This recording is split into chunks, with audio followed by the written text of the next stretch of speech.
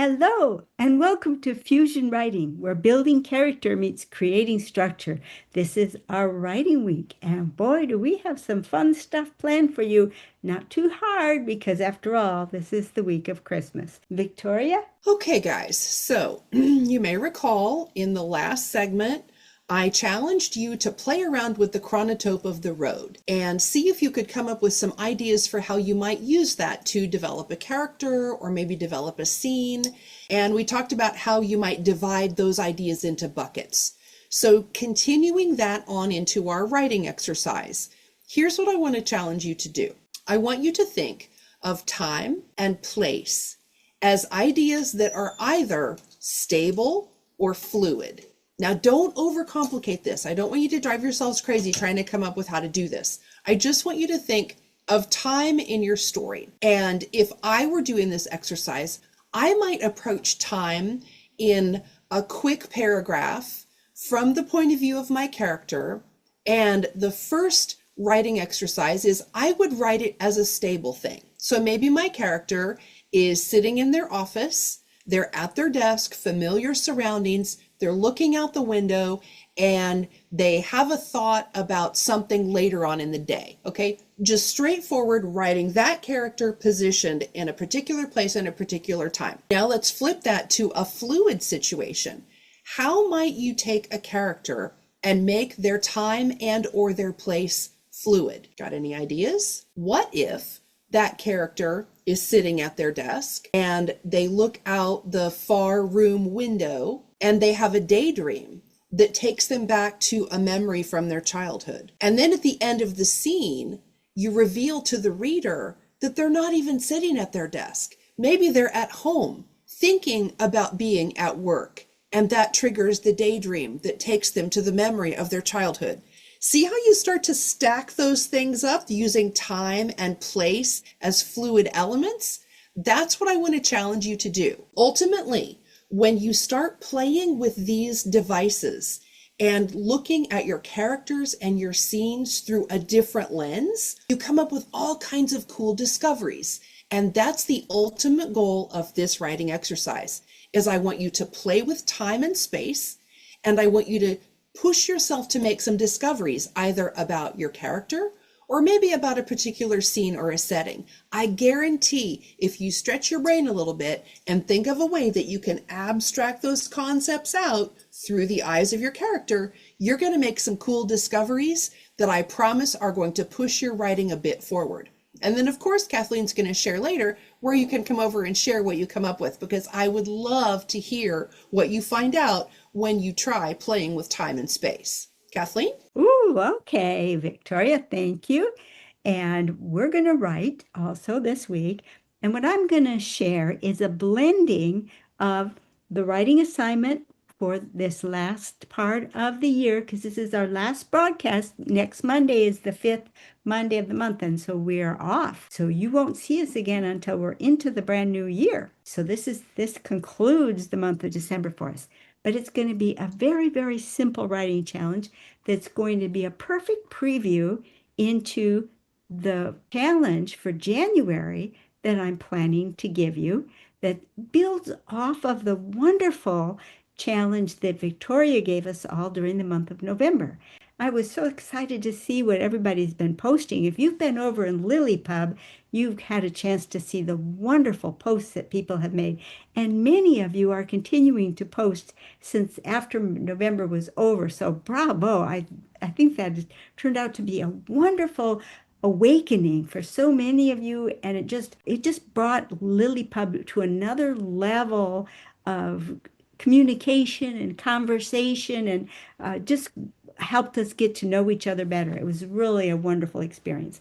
And because that was so terrific, I want to use that same model to go along with the character traits. Because starting next year, one of the things that I really want to do is find an easier way in.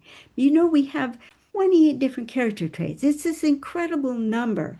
And there gets to be a feeling that, well, until I have all of them in hand and I know what they all are, I can't do anything until I have the whole set. Nothing could be further from the truth.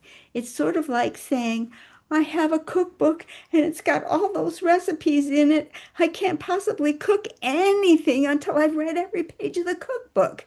No, you got one character trait gives you one, it's like one recipe. It gives you one way of treating your characters. And they can be very, very, very, very light. Because the beautiful thing about the character traits is that they don't overlap once you understand them. They're unique. They're a small segment of personality and why humans are motivated to do the things they do, and therefore they help us make characters that are very, very believable. And you can do a character sketch around one character trait, and that character is going to come to life. Just like those muffins came to life when you put the chocolate chips in them, right? You did that, remember? You put the chocolate chips in there. Ooh, they were good.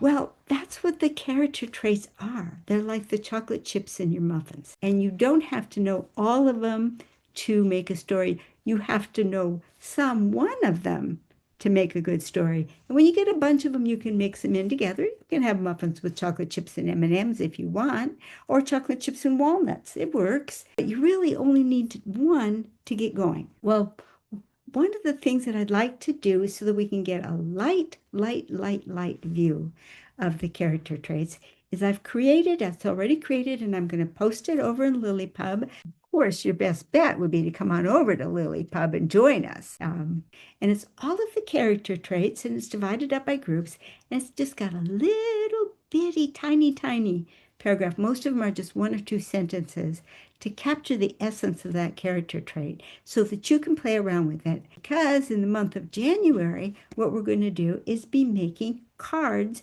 just like Victoria's Experience Collection. Now, if you participated in the Experience Collection, you know what I mean. They're cards that describe something that happened, some kind of an experience. It can be from your life. It could be a movie that you saw. It could be a book that you read. It could even be something that's going on in your imagination for a story you're thinking of writing. And what we're going to do for the month of January is one a day, or even only one a week if you only want to participate at that level. We'll pick a different character trait from that summary list and do a scene or an idea for a scene for how to use that character trait. And by the end of the month, if you participate every day, now you will have the whole set, a little bit of information about the whole set of character traits. So that's going to be our challenge for January. So what are we going to do for our writing for December? Well, we're going to do a practice. We've been working with the character trait of sincerity all month, so that's going to be our practice. We're going to do a practice card posting for a card that uses sincerity. So that's all you need to do for this week with all the busyness of Christmas and getting ready for the new year. One file card on capturing a scene with some sincerity. Okay, now I'm going to turn it back over to Victoria for what she might want to add. Oh, fantastic. I'm so excited about this challenge. Anybody that's been around for any length of time knows I was the first one to say that the character traits terrified me. It seemed like there were so many and so much complexity, and it just kind of blew my little brains open. But this challenge is such a perfect way to just dip one toe in to each one, choose one day, a different one a different day, and just look for those in your experience. Or as Kathleen said, look in a movie, look in your favorite book, just play with it and allow yourself to become kind of familiar with the language. I guarantee it will pay off. As I said in the compass, I promised you a sneak peek as well. So for January, we're going to continue down this road of narrative theory. In December, we talked about the chronotope, right? Which is the time and the place of scenes and characters. Well, for your viewing and experimenting enjoyment, I've invented a whole new one. It's called the chronotope. A chronotope is not just a time, right? A chronotope is a particular time on a linear timeline that's identifiable in your story. A chronotope, on the other hand, is when the moment is right. It's when something urges you or calls you to action because the time has become right. We're going to talk about what that means, and I'm going to walk you through how to employ that as yet another tool in your writing toolkit. So January is going to be so much fun. We're just going to have an absolute blast with all this new stuff. So definitely join us in January. But if people want to share what they're working on or pop in, Kathleen, where should they go?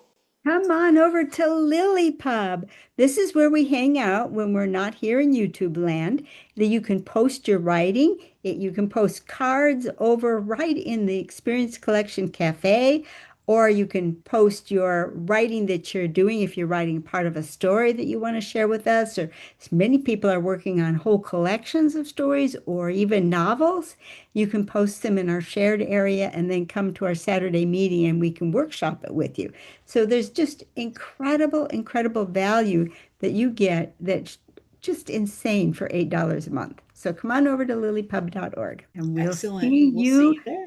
in the new year. Happy New Year and Merry Christmas. Bye bye.